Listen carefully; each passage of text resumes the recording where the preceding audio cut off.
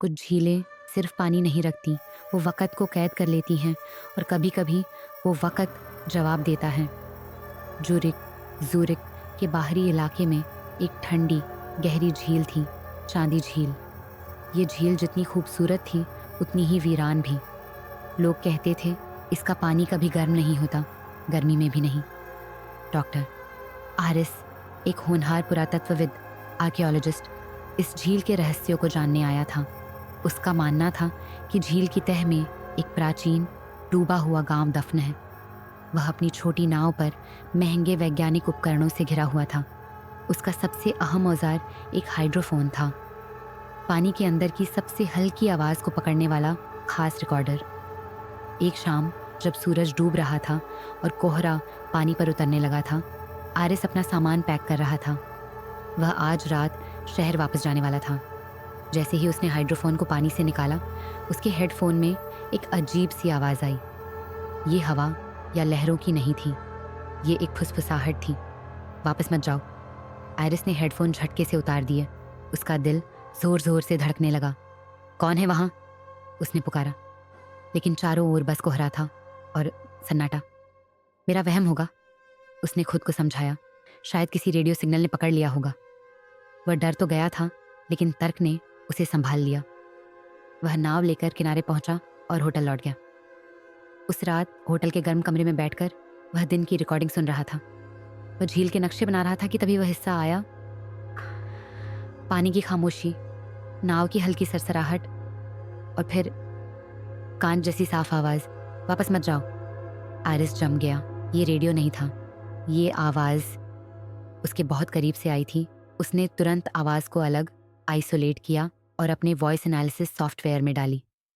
वह बस ये साबित करना चाहता था कि ये किसी और की है। 5 मिनट बाद स्क्रीन पर नतीजा उभरा। आरिस की सांसें थम गईं। Voice print match 99.8%। Speaker ID doctor आरिस सल्फ। यह आवाज़ उसी की थी, लेकिन वह थकी हुई, डरी हुई और हाँफती हुई लग रही थी, ऐसी जैसी उसने खुद कभी नहीं सुनी थी। यह तो नामुमकिन है, वह बुदबुदाया। मैंने ऐसा कुछ नहीं कहा। तभी उसे एहसास हुआ, ये आवाज़ अभी की नहीं थी, ये आने वाले कल की थी। वापस मत जाओ। कहाँ से? होटल से या झील से? अगले दिन डर के बावजूद वह फिर झील पर लौटा। वह रिसर्चर था, जवाबों से भाग नहीं सकता था। उसे समझना था कि उसका भविष्य वाला खुद उसे क्यों और कैसे चेतावनी दे रहा था। वह नाव लेकर झील के उसी हिस्से में गया। आज कोहरा और भी गहरा था। उसने सारे रिकॉर्डर चालू किए। ठीक है, उसने ठंडे पानी की ओर झुककर कहा, मैं यहाँ हूँ, अब क्या होगा? कुछ देर तक सन्नाटा रहा। कुछ नहीं हुआ। शाम ढलने लगी। उसे लगा शायद वह ज़रूरत से ज़्यादा सोच रहा था। शायद मैं कल थक गया था, उसने खुद से कहा। तभी धड़ाम, नाव के नीचे कुछ जोर से टकराया। नाव हिल गई। इससे पहले कि वह संभल पाता, नाव का संतुलन बिगड़ गया। वह चीखा और ठंडे बर्फ जैसे पानी में गिर पड़ा। पानी इतना ठंडा था कि उसके फेफड़े जम गए। वह हाथ पैर मार रहा था, लेकिन भारी जैकेट उसे नीचे खींच रहे थे। उसने देखा उसके सारे उपकरण, रिकॉर्डर सब गहराई में जा रहे थे। तभी उसकी नज़र हाइड्रोफोन पर पड़ी, जो अब भी रिकॉर्ड कर रहा था, और उसी पल उसे सब समझ आ गया। कल इसी वक्त वह किनारे पर था, सुरक्षित, जिंदा।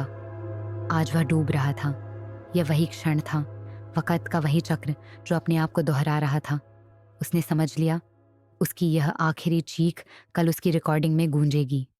वह अपने कल वाले खुद को, जो होटल में बैठा होगा, इस जाल से बचाना चाहता था। अपनी आखिरी सांस के साथ बर्फीले पानी में डूबते हुए उसने हाइड्रोफोन की ओर झुककर चिल्लाया, वापस मत जाओ। पानी उसके मुंह में भर गया। अंधेरा उसे निगल गया। झील एक बार फिर खामोश हो गई। उसने अपनी आवाज़ को कैद कर लिया था, जो अगले दिन फिर से गूंजेगी। कुछ चेतावनियाँ आपको बचाने के लिए नहीं होती, वो बस ये तय करती हैं कि वक़्त का दायरा पूरा हो। झील को अपनी आवाज़ मिल गई थी और डॉक्टर आरिस हमेशा के लिए उसका हिस्सा बन गया था।